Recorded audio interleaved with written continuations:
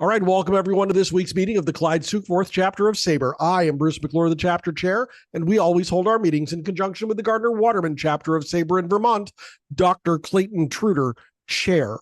Now, we talked to Karen Holleran last night in our Hall of Fame chat, and she gave us a little bit of a rundown of her research of stickball.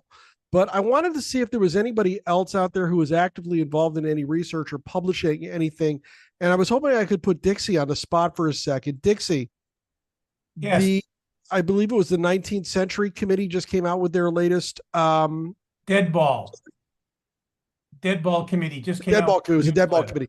Yeah, and you are published in there. My story about Nap Lajoie and Cy Young is in it. Yeah, they canceled the meeting. Yes, they did. They canceled their meeting for their presenter had trouble this evening. If you want to get a copy of that PDF, you can get that in the SABR community.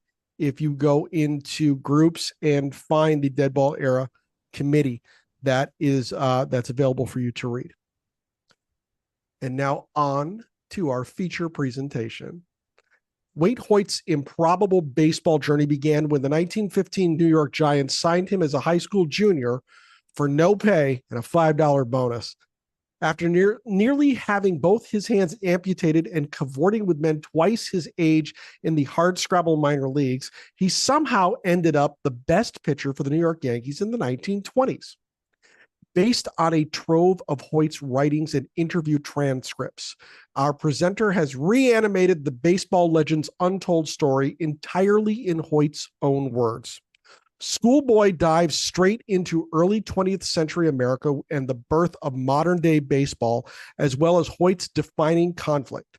Should he have pursued something more respectable than being the best pitcher on the 1927 New York Yankees, arguably the greatest baseball team of all time? Tim Manners is a writer, communications consultant, and baseball fan. A magna cum laude graduate of Tufts University with a BA in history, he is a former FM radio disc jockey, publicist, and magazine publisher. Now he calls himself a blogger, a jogger, and likes a good lager. He is co-author of Schoolboy, The Untold Journey of a Yankees Hero with baseball great Waite Hoyt, and Relevance, Making Stuff That Matters, published by Penguin Portfolio. And he is here tonight to talk to us about Waite Hoyt. Tim Manners, welcome to Northern New England, my friend. How you doing? Doing great. Thanks so much for having me. It is all yours. I'm going to step aside. Okay. So, can everybody see that? You're going to go down to the bottom and hit share. Okay. Hang on a second here. And then hit your presentation.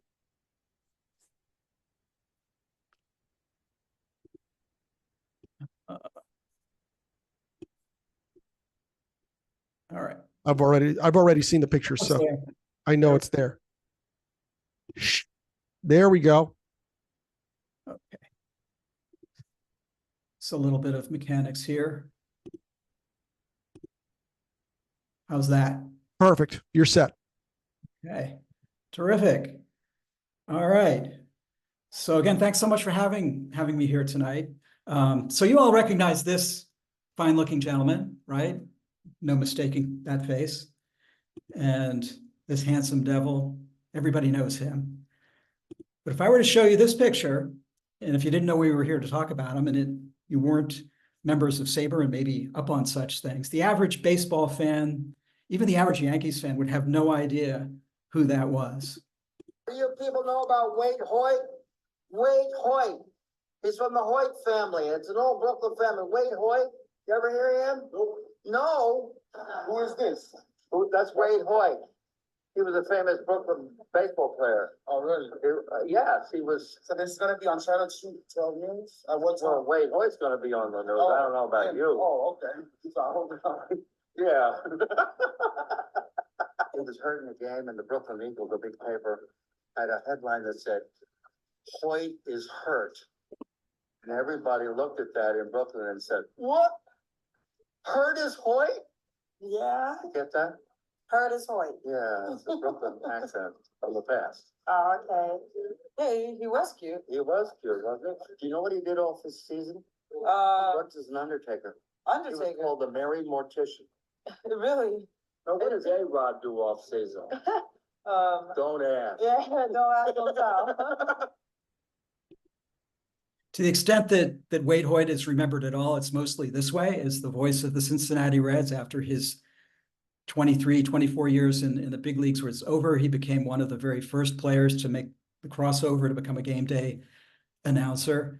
Not much chance that anybody alive today ever saw Waite Hoyt play for the Yankees. That was 100 years ago, but there's still a lot of people, they're getting on in years now, who not only know, but really cherish having listened to Waite as the voice of the Reds for all those years. So this book has kind of an interesting backstory. I'm sure you don't recognize any of the people in this picture, least of all me on the right. This picture was taken about 6 years ago. On the left, that's my wife, Beth. She hasn't changed at all. In the middle is Christopher Waite Hoyt, who I've known for 40 years. I was in the PR business. Chris was my client. And actually had known Chris for probably 2 years before he even mentioned who his famous father was. I remember the moment very distinctly. We were in a car. We were coming back from a meeting at Ogilvy and Mather, the big ad agency. And I think Chris was just kind of bored and trying to make conversation. He sort of cast me a sideways glance and he said, "My father was a Hall of Fame pitcher for the 1927 New York Yankees." And that got my attention. And so I sat up straight and I said, "Really? What was his name?" And he said, "Waite Hoyt." And I was like, "Who? What? When? Where? Why? Waite Hoyt?" And I was thoroughly embarrassed. I had never heard of him, and really astonished when I looked him up and read about his incredible storied career.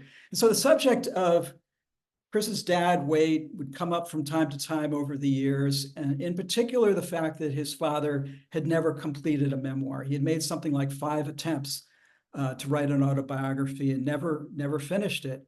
And this was something that was really an issue with Chris. He was upset about it. Obviously, it goes to his dad's legacy, and he was worried that, he felt that his dad deserved to be better remembered than he was, and he was worried that he was going to be even more forgotten than he is. And so I was out visiting Chris about 4 years ago. Actually, it's almost 5 years ago now. It was just before the pandemic hit. Chris lives in Arizona, and we were having dinner, and the subject came up yet again. And Chris looked at me and he said, "I have 8 boxes of my dad's papers, and I am sending them to you." It was not a question. The next thing that I knew, there were 8 boxes of Waite Hoyt stuff sitting on my front porch. My first thought, of course, was, "Oh my God, what if there's nothing in here? What am I going to tell Chris?" So I brought the boxes in, opened them up one by one. It was pretty chaotic, but in box number 5, I think it was, there was a 3-ring binder, very thick 3-ring binder with hundreds of pages of interview transcripts in it. When I found that, I knew that I had something and the opportunity to do something really special. A few years before Waite passed, his niece, Chris's cousin, had it in mind that she was going to write his biography, and she sat down with him for I don't know how many hours of interviews, and it was all transcribed. And I realized that I had the opportunity to take that and use it as the backbone of not a biography, but a true memoir.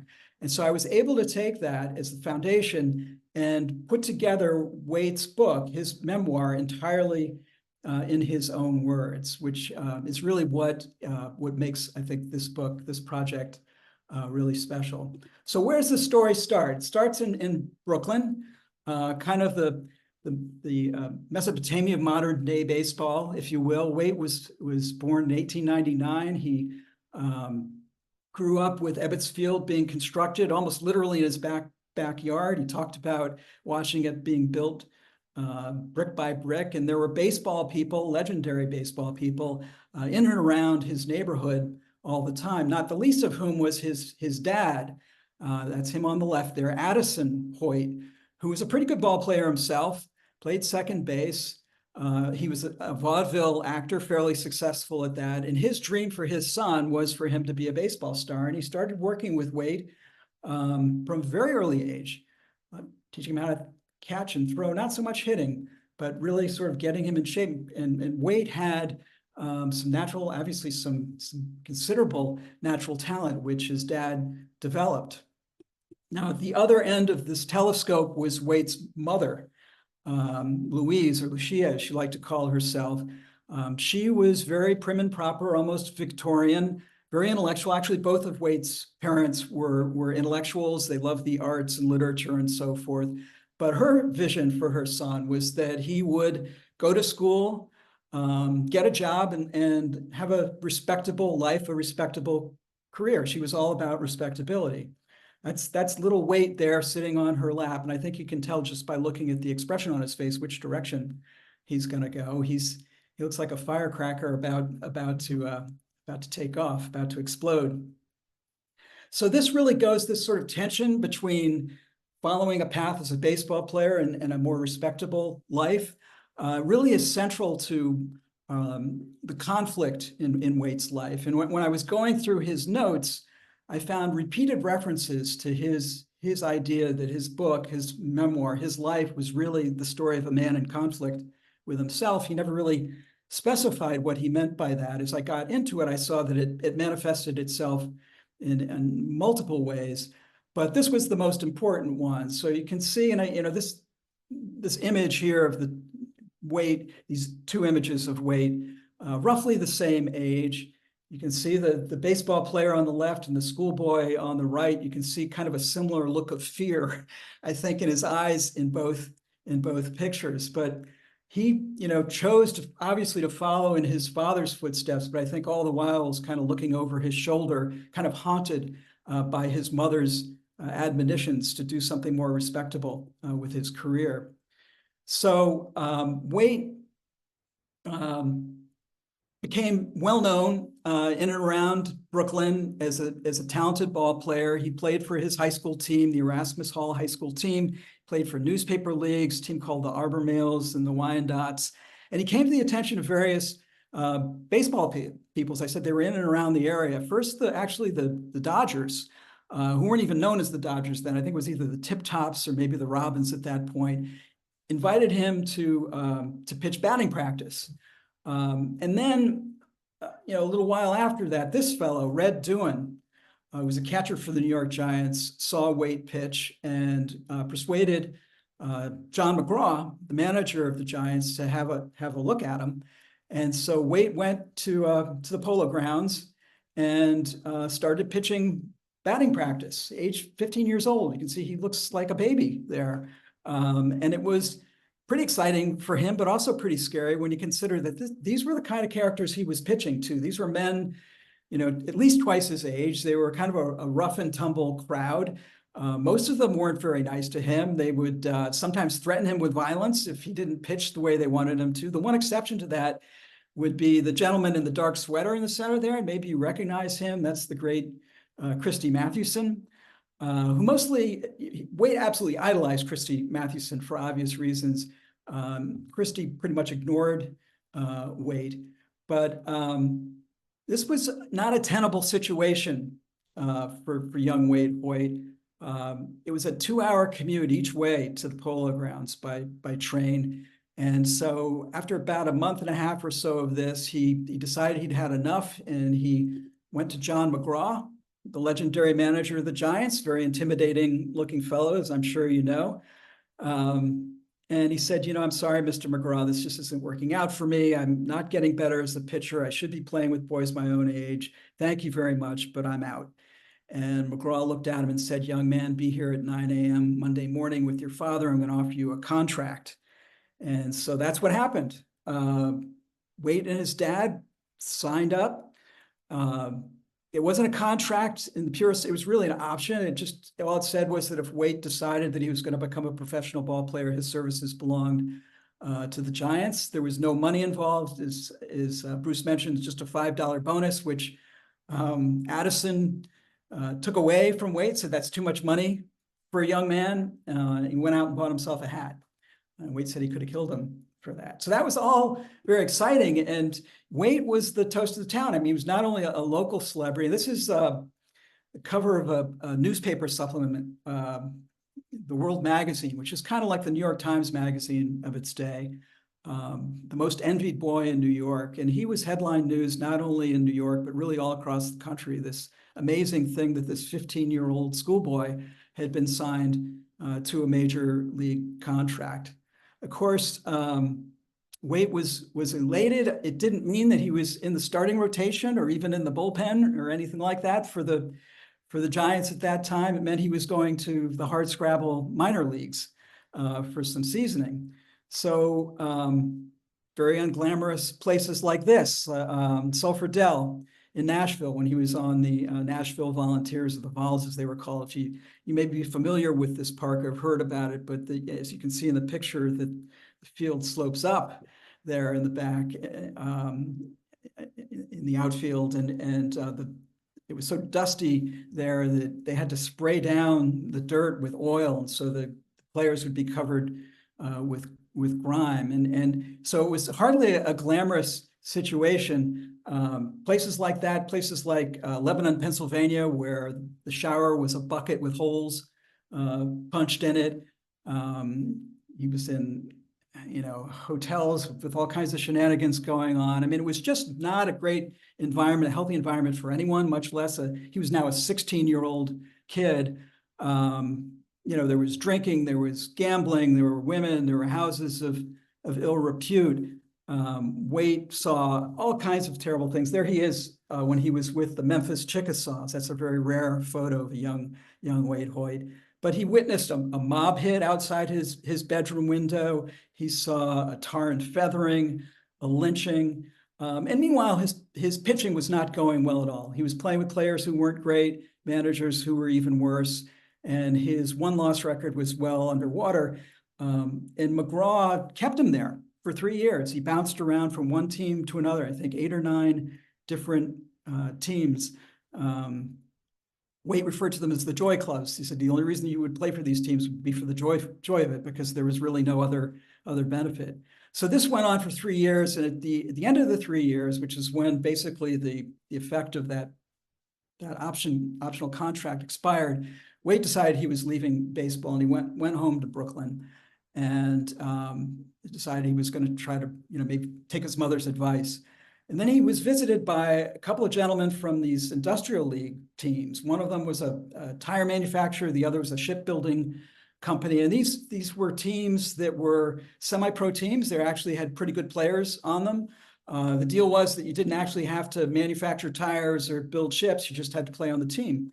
And so Waite decided to do that. So he went to play for the Baltimore Dry Docks, and really came into his own, because he was like 18, 19 years old now, and was just, kind of maturing, and he was playing with better players and managers and so forth. And he pretty quickly came to the attention of the fellow on the left, that's Ed Barrow, who was the general manager of the Boston Red Sox, who invited Waite up to Fenway Park and offered him a contract. And Waite, having been through what he had just been through, said, that's wonderful. I really appreciate that, Mr. Barrow, but I'll sign your contract on one condition, and that is that you start me as a pitcher within 4 days of my reporting. And Barrow was just aghast at the temerity of this young kid, this teenager, to place such a demand on him. But then he thought about it, and he said, we could use some of that spirit around here. I like the attitude. So that's what happened. Waite reported to the Red Sox. His first game was against, guess who? The Detroit Tigers and Ty Cobb. I wouldn't even have to tell you who that was. You could tell just by looking from the backside there who that is. That very first game was pretty rowdy. Waite won the game. I think the score was 2-1 in something like 9 or 10 innings, and there was a brawl at the end of the game. Actually, there are 2 accounts of brawls in Waite's memoir. They both, wouldn't you know, it involved Ty Cobb. But he was on his way at that point. Of course, he was on the team with this gentleman, Babe Ruth. There's a young and relatively svelte Babe Ruth. And as you know, the plan was that Ruth was going to transition out of the pitching staff and into the outfield so he could hit every day. This had actually been going on for a couple of years. Ed Barrow was sort of experimenting with how that would work. And kind of a little bit of trivia, a little known fact, is that Waite was the pitcher who effectively replaced Babe Ruth in the Red Sox rotation. So he was on the Sox for one season. It was a pretty good, pretty successful season. The second season, not so much. He got involved in some locker room hanky-panky, whatever. There was like this light bulb hanging from a cord, and the players were taking turns trying to kick this light bulb, and Waite suffered a groin injury. It put him in the hospital. He developed blood poisoning, and that season was shot. He actually was so weakened by the whole experience that he went back to Brooklyn. And just to give you an idea how quaint things were then, his rehabilitation was with his father, who would take him out to the park in the middle of the winter, and they'd play catch until Waite's arm recovered. Now, unbeknownst to Waite at the time, his dad was reporting on his progress, his health progress, his rehabilitation, to Ed Barrow, who by this time had moved over to the Yankees. The Babe Ruth deal, the sale had happened, and then Barrow also went to the Yankees. And Barrow signed Waite to the Yankees purely on the word of Waite's dad that he was healthy. Incredible. Not a Juan Soto deal by any stretch. So that put him back on the team with Babe Ruth, and there they are together. And I think you can sort of surmise from looking at that picture that maybe they didn't like each other very much.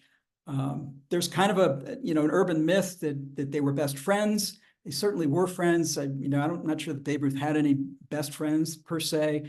A lot of people think that Waite was Babe's roommate. That also wasn't true. Of course, the joke was that nobody actually ever roomed with Babe Ruth. They roomed with his suitcase because nobody was there.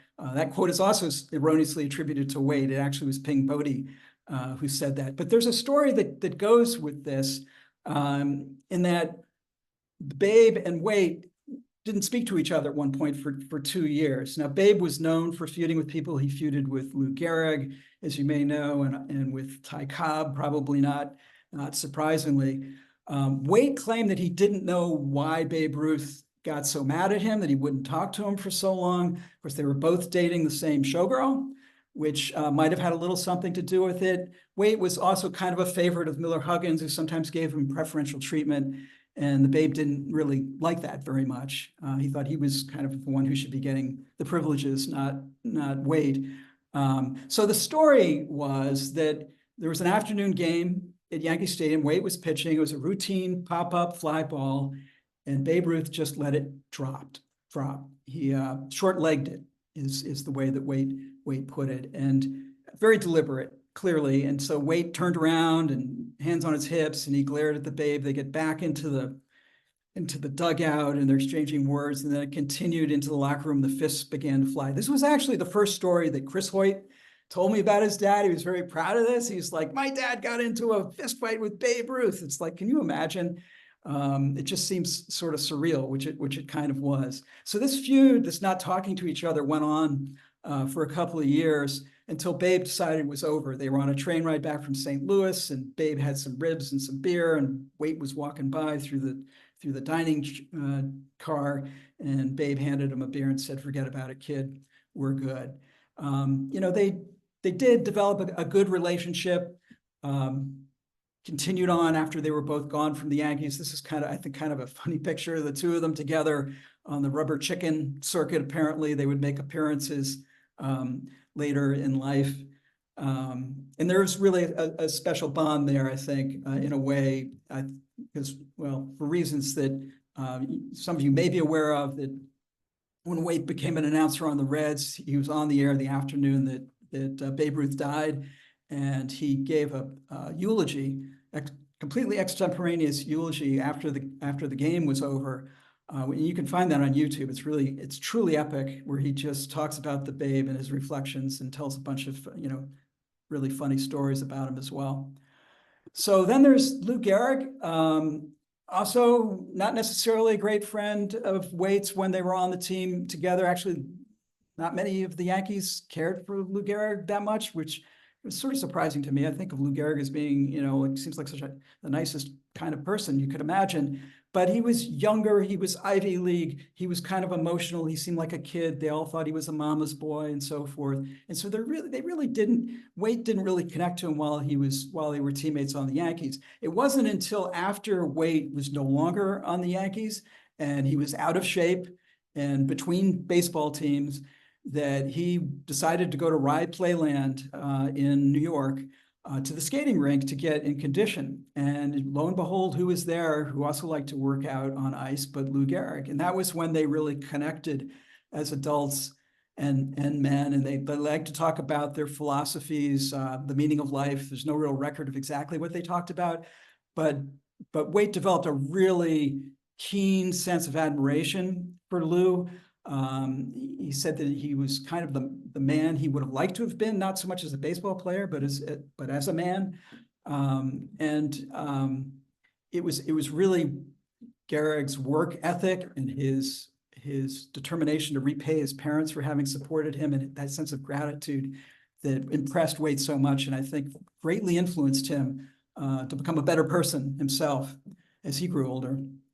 So there they are. The power trio, as I like to call them, Ruth, Gehrig, and Hoyt, not exactly Crosby, Stills, and Nash, or even Harpo, Chico, Groucho. But I think that they deserve to be remembered together. There were obviously other great pitchers on the Yankees as well. But I think it's important to remember the pitchers, that they weren't necessarily thought of or focused on as much then or even now. But while, Ruth and Gehrig and the Murderers Row were hitting the bombs and scoring the runs, it was Waite Hoyt and the pitching staff that was keeping the runs down on the other side. And he was quite good at it, particularly in postseason play. His ERA was 1.89. So he was really very effective. He was well known for low scoring games. I kind of like to think of him as sort of like the Ringo of the Yankees, the underappreciated cog. But the group would not have been as successful, I would argue, without him. So while Waite was on the Yankees, he also got married for the first time. He was only 23 years old. This is his first wife. This is Dorothy. And they moved to Larchmont. They bought a house, they have a garden. They had 2 kids. Waite's father-in-law was in the mortuary business. So Waite actually in the off season became an undertaker. Couldn't find a picture of him as an undertaker, but I thought this was kind of an appropriate sort of ghostly looking picture of him. There's a funny story attached to this whole thing there's a situation where he had to deliver a body to Brooklyn. He also had an afternoon game at Yankee Stadium. So he loaded the body it was basically the trunk of a car. It was kind of a makeshift hearse, packed it in ice, drove to Yankee Stadium, parked it there, pitched the afternoon game, and then got back in the car and delivered the body to Brooklyn. I'm sure that's the only time anything like that ever happened at Yankee Stadium. He also went on vaudeville. I mentioned that his dad had been a vaudeville actor, and Waite followed in his footsteps. Again, this was an off-season kind of a thing. He needed ways to make money. He didn't have the sponsorship deals back then. Obviously, today were much less the $765 million deals that we just read about yesterday. But he was quite successful on vaudeville. He actually made 3 times as much money on the vaudeville stage as he ever did with the Yankees, which made it very difficult for him to give it up, even though it was not good for his conditioning. And the Yankees really didn't want him to be doing that. But the money was irresistible, and he was playing the biggest vaudeville stages, coast to coast. He was a celebrity, of course, at that time, and people it was a little bit like Dancing with the Stars, I suppose. People would pay money to go see the Yankee star sing and dance. And because he was on vaudeville, he crossed paths with all kinds of interesting people like Mae West, where they would often sit down together, and Mae West would say, tell me all your dirty jokes, and he would, and then she would use them. He was fairly close to Groucho Marx and Jimmy Durante, just kind of a man of the 20s, the Roaring 20s, the 1920s. You all recognize this fellow, I'm sure. That's Al Capone, and this is probably my favorite story from the book. Waite was in Chicago on an away game with, so he went to a speakeasy with a couple of his teammates, Joe Duke and Bob Usel, and one other, I think. And it was a speakeasy owned by Capone. And Joe Dugan was kind of a wisecracker, and he bellied up to the bar and he said to the bartender, "Hey, is there any chance we could meet the big guy?" And the bartender said, are you serious? And Dugan said, "Why, sure." And so the next thing they know, there's an armored vehicle parked outside this bar, whisking them across the streets of Chicago. I think it was the Wentworth Hotel, where Capone kept his office. They get there, and there's this cage elevator, and they're told to keep their hands out of their pockets. And the elevator stops at every floor, and there are armed guards there. They walk down this long hallway and into this cavernous room where Capone was keeping his office. And there's Al Capone sitting behind this huge desk. And behind him on the wall, there's a picture of George Washington and Abraham Lincoln. And Dugan, being Dugan, steps up, extends his hand and says, 3 great men, George, Abe, and Al. And Capone just thought that was hilarious. And so he ordered in a case of champagne, and they spent the afternoon just telling stories. Quite a remarkable, just an unbelievable story, but this is just kind of like one amazing anecdote, one amazing story, jaw-dropping story after another with Waite Hoyt. But it all came to an end in 1930 with the death of Miller Huggins, the legendary manager of the Yankees. Rather sudden death. He was young, he was 50-something, developed a carbuncle and died very suddenly. And he was really Waite's mentor. Really believed in Waite and told him that if you just behave himself, he thought he would win 25 games, which never happened. But when Miller Huggins, after he passed, that was really the end of the line with the Yankees with Waite. That Bob Shockey, who had been a teammate of Waite's, took over as manager. They didn't get along, and at the first opportunity, Shockey traded Waite to the Detroit Tigers. The same time, his marriage was falling apart. So this was really like a very pivotal moment for Waite. The death of Miller Huggins and his departure from the Yankees, his marriage dissolving. There he is with Dorothy and their daughter Susie. They divorced and did not see each other. Waite did not see his wife or his kids for 40 years after that. And I'll get to that in a moment, because it's turned out a very important part of this book and Waite's story. So he kind of bumped around from team to team. There he is at the Detroit Tigers. He had a pretty good half season with the Philadelphia A's under Connie Mack. I think he had he won 10 games and lost 3, something like that. So that was pretty good. He played 1 game, which did not do well in the World Series. And then Connie Mack cut him loose. Bumped over to the Brooklyn Dodgers, the Giants. This was after McGraw was gone. And then he was with the Pittsburgh Pirates for 7 years. He actually pitched decently during that period. It wasn't Hall of Fame material necessarily, but he pitched well. I think he also enjoyed being on that team with the Wainer brothers. He thought they were a lot of fun. He doesn't look particularly happy in that picture, but I think he liked his time on the Pirates. He also got married around this time. This was my friend Chris's mom, Ellen Burbank. She was a socialite, very wealthy. Her father was a prominent shipping magnate. And so it was, sort of the beginning of a new era for Waite. His final stop was back where it all started, back with the Brooklyn Dodgers. He was given his release for the last time, 1938. He finished out that season playing for the Brooklyn Bushwicks, just because he wasn't quite ready to give it up. That sort of made him realize that it was over. So he had to figure out what to do. And, he's 38 and needed a job. He decided he was going to pursue radio, because he had done some as a Yankee.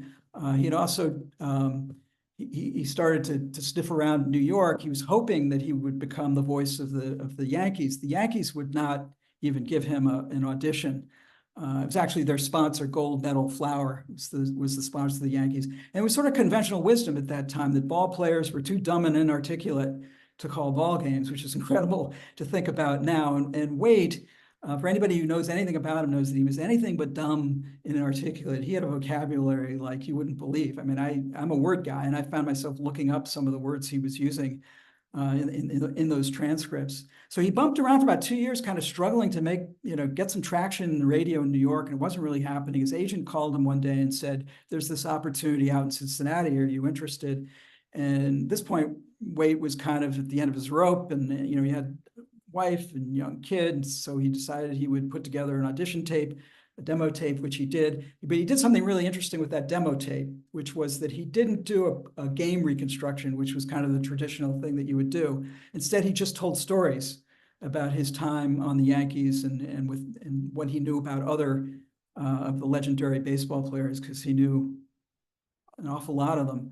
And the sponsors, Burger Beer Company of the Reds, were just entranced by that, and they hired him. And so that's where he landed, WKRC in Cincinnati, kind of a classic radio picture of him there. It's really significant. Actually, before I get to that, I just want to say that, Waite, the people who remember him for his storytelling, the rain delays in particular, legendary rain delays. In fact, the legend was, it's actually more truth, it's really not legend at all, that he had a bigger radio audience when the Reds were not playing than when they were. If it started to rain, people would head inside and they would turn on their radios because they just loved hearing Waite talk about Babe Ruth and Lou Gehrig and Ty Cobb and everybody else, Honus Wagner, you name it.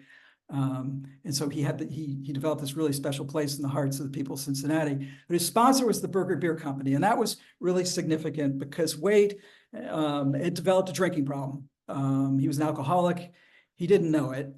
He says he wasn't really drinking heavily when he was playing ball, but it was something that sort of developed, as a problem, let's say, after he'd left baseball. But the kind of the pivot point of all this is that he disappeared for 3 days from his job with the Reds on a bender. He just went downtown to the Netherland Plaza Hotel and was drinking martinis and whatnot. Finally, ventured outside to a seedy bar, took a last shot of whiskey, walked out to the sidewalk, found a phone booth and called the local hospital, checked himself in, and got hooked up with Alcoholics Anonymous. It's probably the most poignant part of the book, at least to me.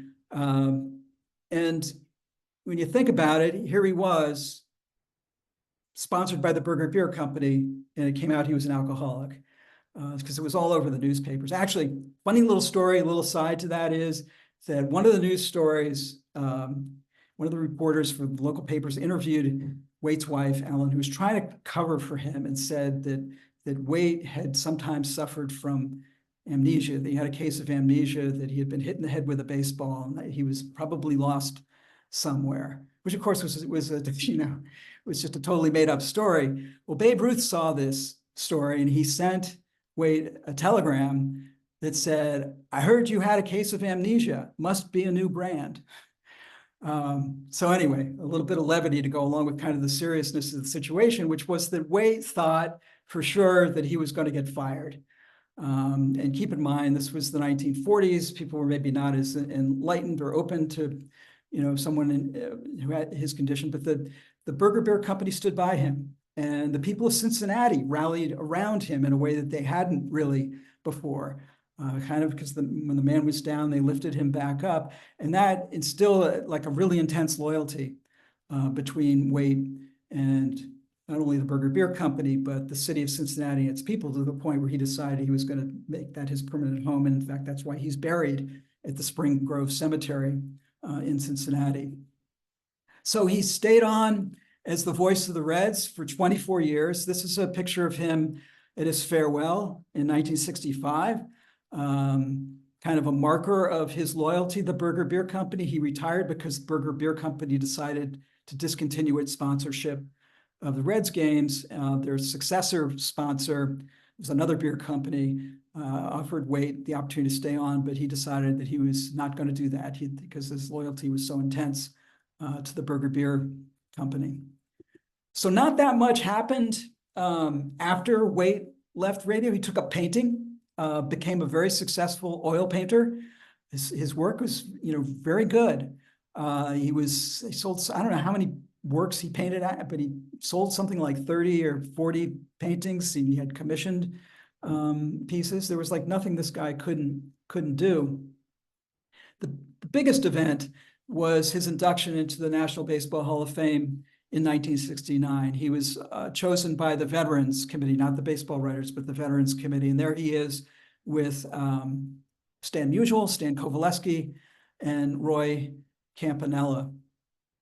Now, there he is giving his speech, his thank you speech at the Baseball Hall of Fame, which was a really important moment. I had a copy. There's a copy of his speech in and amongst the papers, and it was significant because, you know, he did what everybody does when they get inducted in the Hall of Fame. He's talked about what an honor it was and how grateful he was and so forth. And then he paused and said, but you know, I could have been a journalist instead. And when I read that, my jaw just dropped. I thought, like, what journalist wouldn't have killed to have Waite Hoyt's career? And, you know, you think about what might have been somebody who is as accomplished as Waite was, to still feel that way, that maybe he took the wrong path, that he could have been more successful had he done something else. I think to some degree we all feel that way, or we've thought about that. So really, I know it resonated with me. I think it resonated with a lot of other people as well. So here is this guy. He started out youngest player at the time ever signed to a major league contract. Joe Nuxhall replaced him with that honor by a few months in the 1940s, much later, which is kind of another interesting story that's also in the book. There he is the ace pitcher of the 1927 New York Yankees. He also played professional basketball. He was on a pro basketball team. He didn't actually play games. He played exhibitions, but he was good enough to do that. He gave it up because he was worried that somebody was going to hit him on his right arm and hurt his pitching arm. He played some football. There's like nothing this guy couldn't do. He was at Middlebury College for a semester and played some football there. On vaudeville, there he is with J. Fred Coots. You probably don't know that name. His claim to fame was that he wrote Santa Claus is Coming to Town. The artist, the mortician, couldn't resist showing that picture again. And of course, the beloved voice of the Reds for all those years. Now, he was good at all those things, but there was one thing that he wasn't so great at. Here's a picture of Waite with his family. That's Chris, my friend on the left there, and his wife, Judy. That's Ellen Hoyt, Waite's wife, and Christopher Waite Hoyt, Chip. Chip Hoyt down there is very young at the time. He's about my age now. Missing from this picture are the children from his first marriage, because Waite hadn't seen them since he and Dorothy split, which is, pretty unbelievable. And it was a mystery. Waite mentioned that he didn't see them for 40 years. He didn't explain why anywhere that happened. So we can only guess. So I wasn't able to put it into the book. And the reason I'm telling you this is that when word got out that this book was going to be published, and the Dorothy side of the family, because she has grandchildren who are about Chip's age, they were very suspicious of all this because they didn't have many warm, fuzzy feelings for Waite. He was the guy who disappeared for 40 years. But when they got the book, what their concern was that their side of the family was going to be whitewashed, written out, not included in Waite's story at all, which wasn't true. And so when they actually read the book and came to a better understanding of maybe why Waite did what he did or why that happened, they decided that they were going to get together. And as it happened, I was giving a talk. I was invited to speak at the National Baseball Hall of Fame up in Cooperstown. And the family, about 20 members of the Hoyt family, decided they were going to have a family reunion in Cooperstown, which happened in early August. And it was really a remarkable thing. There we all are, celebrating each other and Waite Hoyt. And, I'm telling you all this because, when I started out on this project, I didn't have really a great idea of what this was other than a book about a baseball player. And then all these other layers started emerging, whether it was, the vaudeville, the painting, the radio, all these other things that, and all these other stories and things that happened in Waite's life. And, his persistent references to being a man in conflict with himself. And I came to realize that this very likely was the conflict that he wasn't articulating, that really deep down was this chasm within his family. And, if I did nothing else with this book other than bring the family together, that would have been enough. But it never occurred to me when I started down this path that this book could actually bring a family together, which is just really gratifying and just sort of an amazing thing. So that's all I've got for now, and I'd be happy to entertain any and all questions if you have them. All right. If you have a question for our presenter, Tim Manners, tonight, go down to the bottom of the screen and click React. You'll see another button that says Raise Hand. Click that button and we'll get you in line to ask questions of our presenter tonight. And we've got somebody who's ready to go with her question. Buckle up, folks. Karen, you're up. Hey. How you doing, Karen? If you were to have somebody learn about this person, what would their legacy be? Good question. That is a great question. So Really good question. somewhat the obvious answer to that, again, I talk about the different layers of the book, is that he had this legacy as arguably, if not the greatest, one of the greatest pitchers on the greatest baseball teams of all time, which is not just a thing, but it was a template. It was proof of concept for what I think to this day constitutes a great baseball team. And there's his legacy as a pioneering radio announcer for the Cincinnati Reds. He was one of the very first. I think there was maybe one or two other baseball players who had become announcers before Waite Hoyt. I don't think that's what he had in mind, his legacy. I think that's part of why he struggled so much with the book and not finishing it. Is what is the story? I think it's difficult, obviously, to write your story when you don't know how your story ends.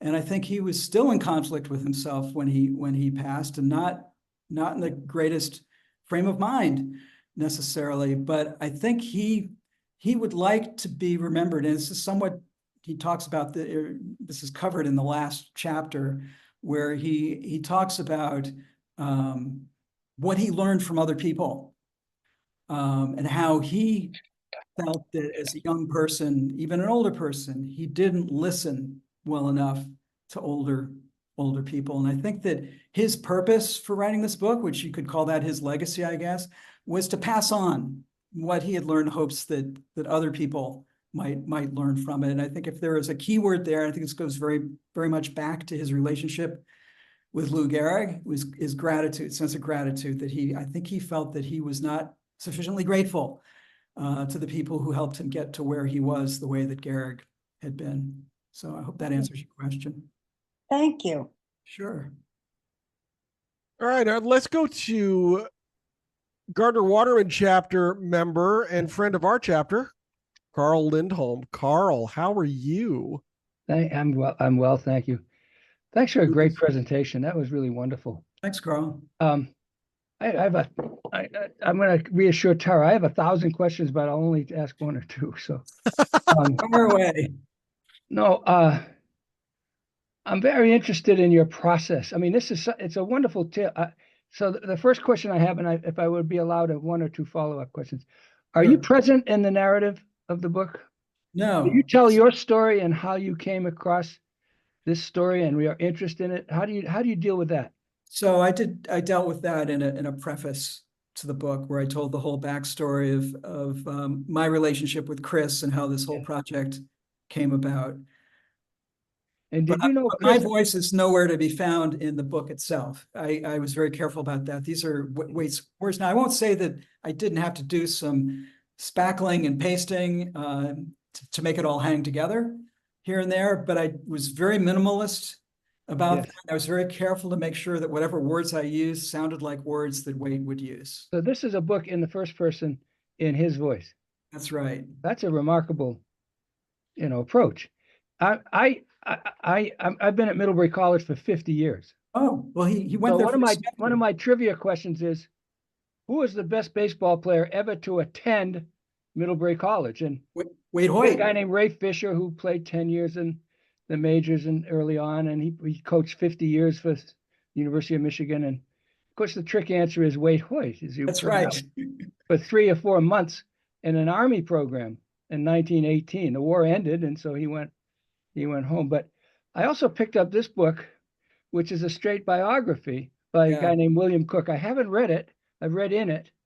So I wondered, is your approach to this a conscious reaction to the straight? It's pretty good. It's a really extensively researched, lots of notes biography. Is it a conscious approach to differ from the straight biography written in 2004, published in 2004? Well, it's inherently different. Yes. It was, you know, it's interesting you bring that up, because I think a lot of the reason that Chris was so intent on this book being written is that he wasn't happy with that biography. He thought some of it was good, but he thought a lot of it was way off.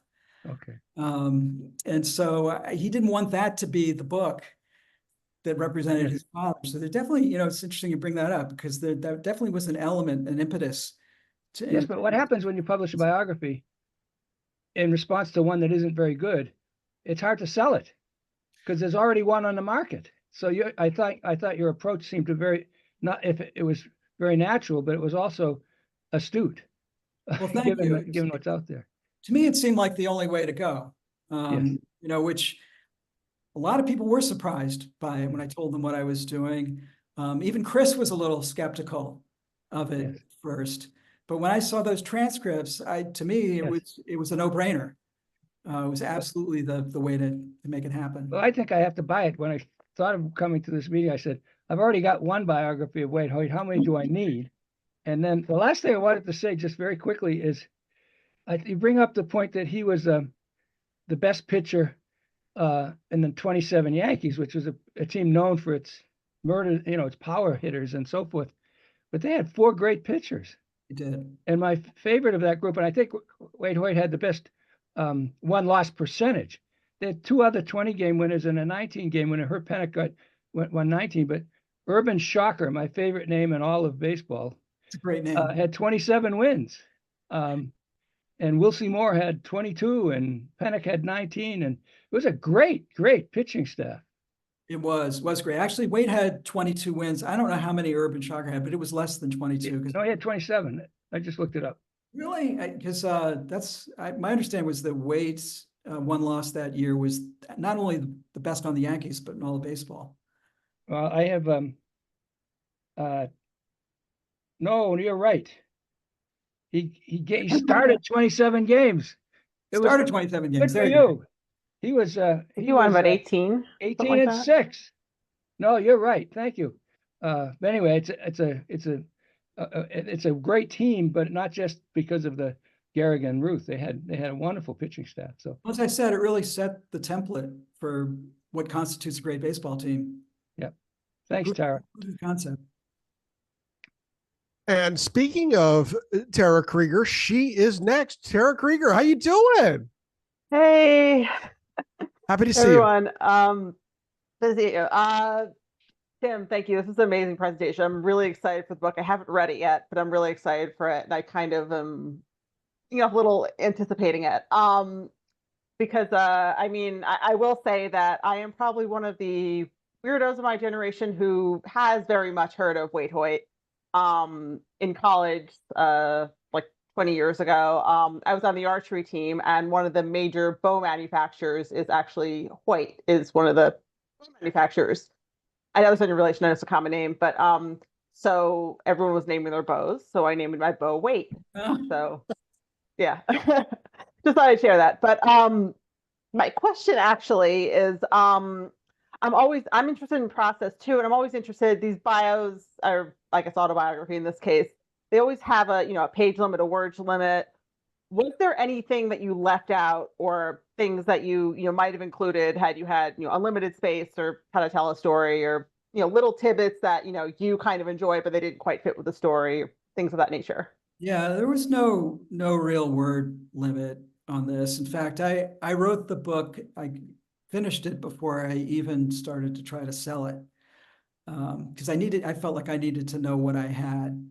And this was really a long shot to even get this book published. First, I had to find an agent, which is incredibly, I had no connections at all, but I managed to find somebody who sold the book to the University of Nebraska Press. But to answer your question, was there material I didn't use? Yeah, there was. I used, there was a lot of material, there was some material missing, which I had to go find.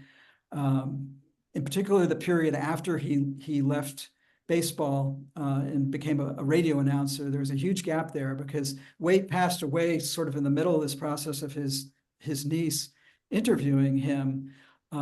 As it happened, Waite had donated some of his papers to the Cincinnati Historical Society, and I thought, well, maybe they have something. And so, sure enough, I was able to fill the void there, but with material from their files in that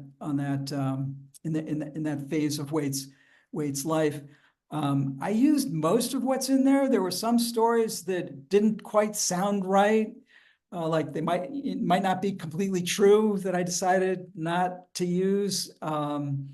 Sometimes there were different versions of the same story. And so in that case, I would just use the one that was the best. There was quite a bit of material on Babe Ruth, which I didn't use just because this was a book about Waite Hoyt, not Babe Ruth. So yeah, I was not wanting for content, and I didn't have those limitations. So really, it was the most fun I had with any project ever. It was just pure joy. People ask me about my process, and it's not something I even really think about. I just kind of did it. And it all just came together almost like magic. I see a familiar... Dixie Tarango. Dix, how you doing? I'm doing fine. Thanks very much for that presentation. A lot of stuff that I never even considered about Mr. Hoyt, and you told the story. A trivial piece of information is that he has the perfect baseball player birthday, 9/9/99. Yeah, there's actually a little bit more to it than that. He was married on 2/2/22, his first marriage. And he's one of the few players that has a birthday on the same day as two other Hall of Famers, Frankie Frisch and Frank Chance. It also makes it very easy to keep track of his age. Anyway, my question is, how long did it actually take to write the book from start to finish? And it seems like some parts of it might be drawn out because as you are coming to an end of a segment of his life, up pops another completely different segment. So I would say that it took me about a year to get a full first draft. About a year. But the whole process itself was more like 4 years.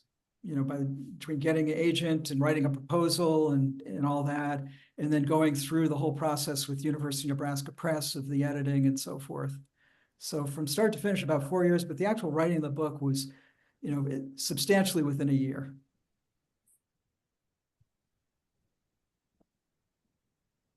Greg Fegley, you're up. Greg, how you doing, man? I'm doing great. There you go. Hey, Tim, I really enjoyed that presentation. I was looking forward to this. I don't know how I wasn't aware that this was the program today, but when I got your email this morning, Bruce, and I saw that it was about Waite Hoyt, I was really excited just because he's one of those guys that I want to learn a little bit more about. Of course, he's as his playing career is way earlier than what I'm personally familiar with, but his story is so interesting, and particularly his time in Cincinnati. I really have kind of maybe 3 questions, and they're pretty easy. I just want to make sure he wasn't a roommate of Babe Ruth's. No, never roomed with him. His roommate was Joe Dugan. Okay, because that's just a connection. Just a lot of the things that you talked about, I had heard, but that was just one of those connections that I just thought that was a connection that existed, but that isn't the case. Not sure where that got started. Maybe just erroneous newspaper reporting, but it's amazing how many people think that. Well, then why are Babe Ruth and Waite so connected? Just because they were on a great team? I mean, and they were, he was a great pitcher and Babe was a great hitter and a great player. Well, after Babe died, I mentioned that he went on the air and gave this sort of legendary eulogy. I think that might be part of the reason. The other was that Waite actually wrote a very short book called Babe Ruth as I Knew Him. You can still find it online, although it's not a very good, you'd probably be better off trying to get an original copy on eBay rather than the one that's being sold on Amazon, which is kind of a knockoff thing that's practically illegible. But I think that had a lot to do with it. He also had a little bit of, Waite had sort of a little bit of a cottage industry of speaking, going out and speaking, doing speaking engagements about Babe Ruth. So I think that perception took hold, that maybe they were closer than they actually were. They were good friends. I mean, they just weren't best friends the way a lot of people think that they were. Waite was a pallbearer at his funeral, visited him, shortly before. He was one of the last people to see Babe alive. So they definitely, liked each other, but that idea that they were somehow best friends is just not in fact. Or roommates. The other thing I wanted to ask you about is, you mentioned that there was a funny story about Joe Nuxhall and Waite. There was a connection, or I know Joe Nuxhall was a really young player when he first appeared in the major leagues, or first played in the major leagues. But can you tell a little bit more about that? What was?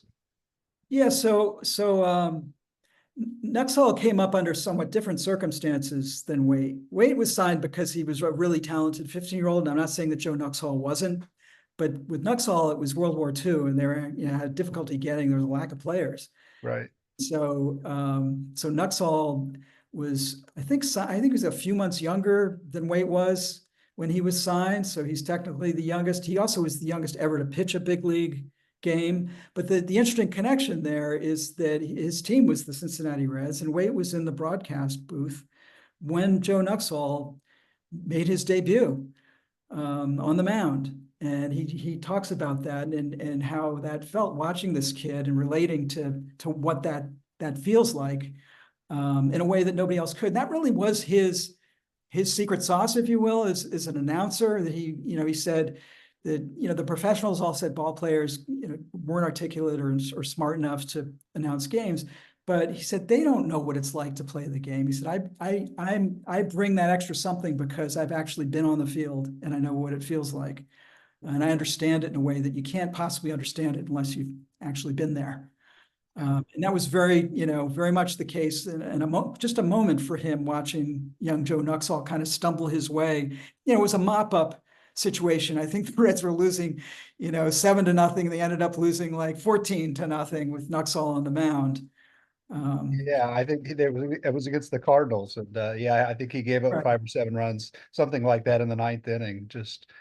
But yeah, that story, I'm interested to read that portion. I'm interested to read the book just in general. I'm really excited to read it.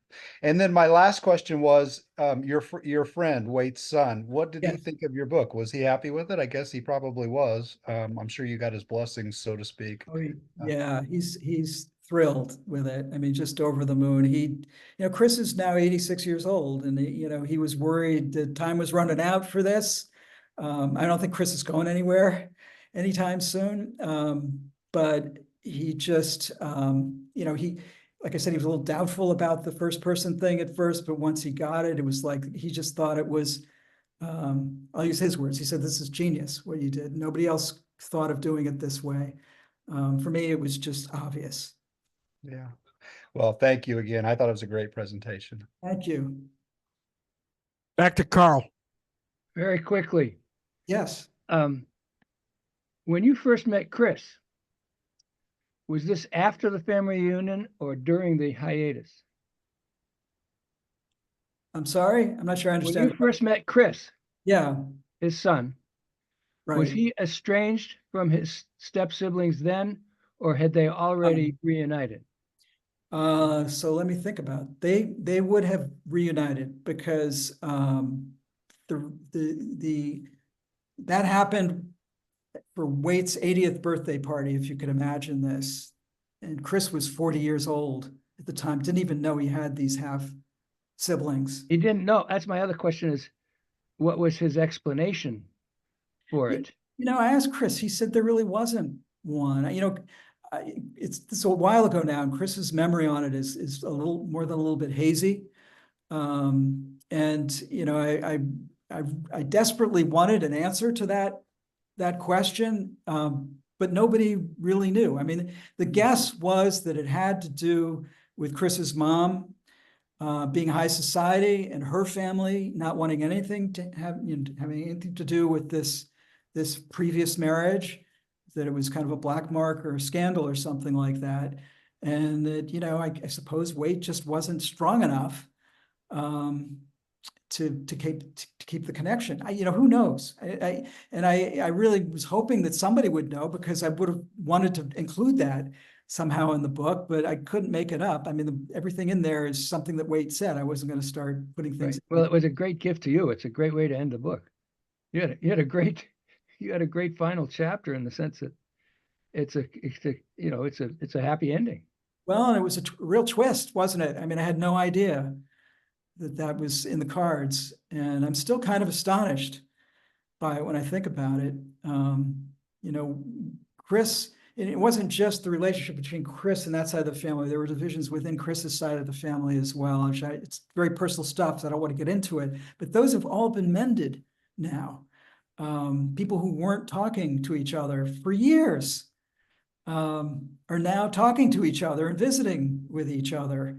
And it's just a wonderful thing to have happened. And I credit Waite somehow up there. I can tell you a really weird story. It's a little bit supernatural kind of story. Okay. If you like that sort of thing.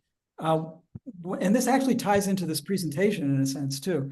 I was out in Cincinnati last summer. I spoke at the Reds Hall of Fame, and I did some television. I had a signing at Barnes & Noble. I had a little bit of downtime, and so I decided to go visit Waite's grave at the Spring Grove Cemetery in Cincinnati. And I got there, and I had no idea how big the Spring Grove Cemetery is. It is huge. So I needed directions to get there. So I stopped into the cemetery office, and I'm talking to the nice lady behind the desk. And she starts asking me about why I'm there, my family and whatnot. And so I told her the whole story. And there were like 5 or 6 people working or otherwise in this cemetery office who just stopped in their tracks and started listening to me talk about Waite Hoyt in this book. And one of them happened to be the wife of one of your members, and which is why I'm here, because he ended up buying the book. She told him about the book. They came to the Barnes & Noble, bought the book, and he recommended it to Bruce. But anyway, that's not the point of the story. So I visited Waite's grave, and I left him a baseball. I was staying in the Netherland Plaza Hotel in downtown Cincinnati, the same hotel where Waite had his lost weekend that I was talking about earlier.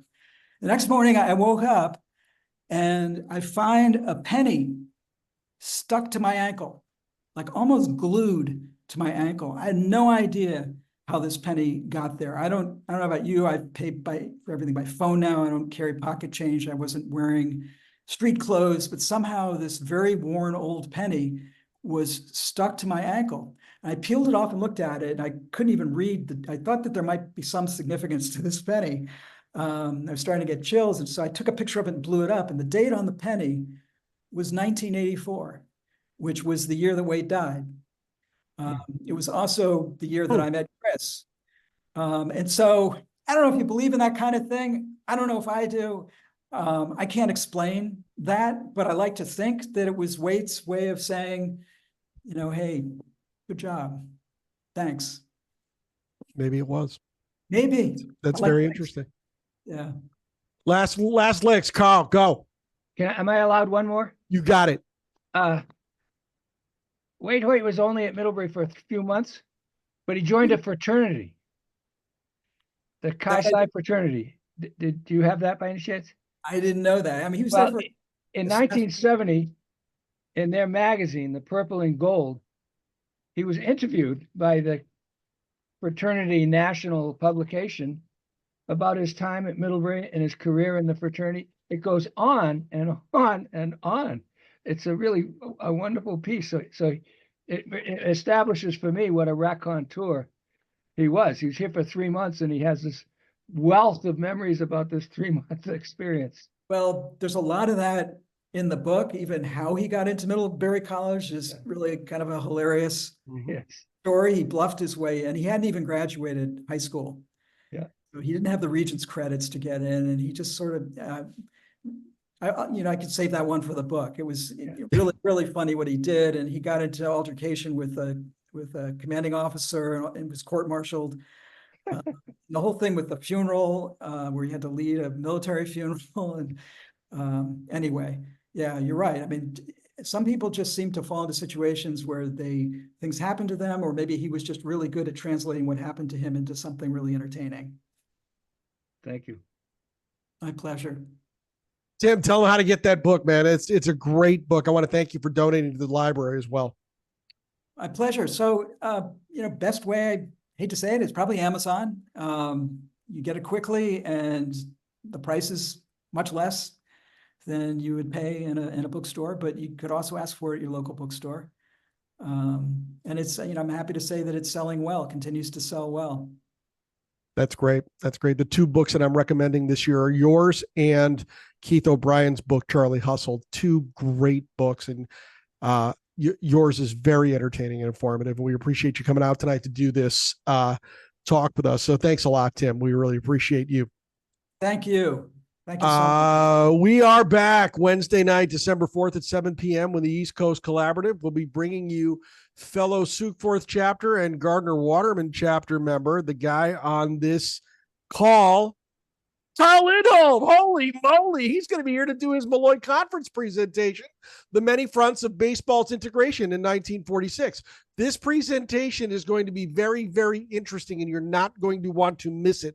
The sign-up link is included in the meeting booklet that you get with each Monday message, and it is posted at SABR's events calendar at sabr.org/events. And finally, if you're a baseball fan watching this on YouTube and you like what you see, please like this video and subscribe to our channel to be alerted to each of our weekly uploads. And if you're not yet a member, you need to join the Society for American Baseball Research, the premier baseball community, offering an amazing baseball buffet of options to explore your fandom. SABR boasts more than 35 different research committees, over 80 regional chapters, and innumerable opportunities to connect with baseball minds across the world. For more information, go to sabr.org/join today. Ben Abel, let's get you in real quick. Ben, go. Thanks. Sorry, guys. I just had a couple of things I had dropped in the chat. I know Bruce had not turned it on initially. The book on Ebbets Field is the SABR book. I don't have the cover in front of me, but I did receive it actually last year when I renewed my membership. I just got a notice on the 7th that my membership has been renewed again, which is fantastic. Another great book a friend gave me, Casey and McGraw, about Casey Stengel and John McGraw. I can share a link sometime down the road. I had one other, and then a little bit of a tooting my own horn, wrote a Babe Ruth 100 quotes article for a popular magazine in Pennsylvania, online magazine called the Joker Mag, Underdogs Stories in Sport. And I wrote an article on the top Babe Ruth quotes, just FYI. Tim Manners, you are fantastic. Thank you very much for doing this this evening. Thank you so much. Thanks, Tim. My pleasure. All right, let's get everybody out of here. We'll see you Wednesday night. Have a good night, everybody.